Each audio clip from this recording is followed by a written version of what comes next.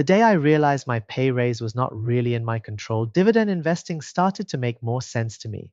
Most of us were taught the same path: work hard, take on more responsibility, get promoted, earn more. But there is one problem. You can work really hard, stay late at work, and do everything right, or even be super amazing in your job. And you can still hear your boss say, "Let's review your pay raise again next year," because getting a pay raise is not in your control. It may depend on your boss, the company budget, the economy, or whether a promotion is even available. For most working adults, salary is our main financial engine. It pays the bills, it funds our lifestyle, it helps us save for the future, and there is nothing wrong with that. But when your job is the only engine you have, and your own financial progress is totally depends on the decision made by someone else, that makes me feel very uneasy.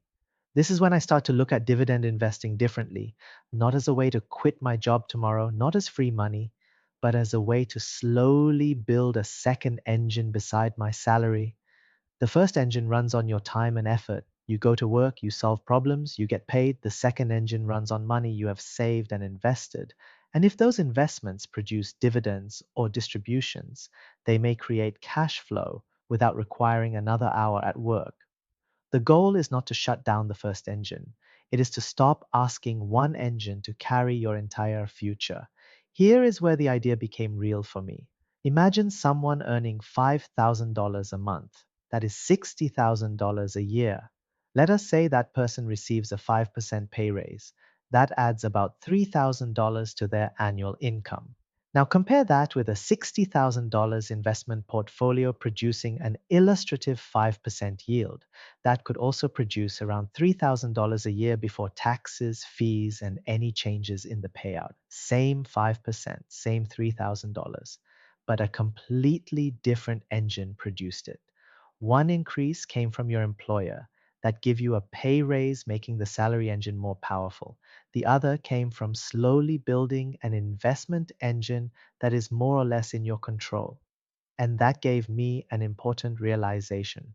The first goal of dividend investing does not need to be replacing your entire salary, because that target can feel so large that many people never begin.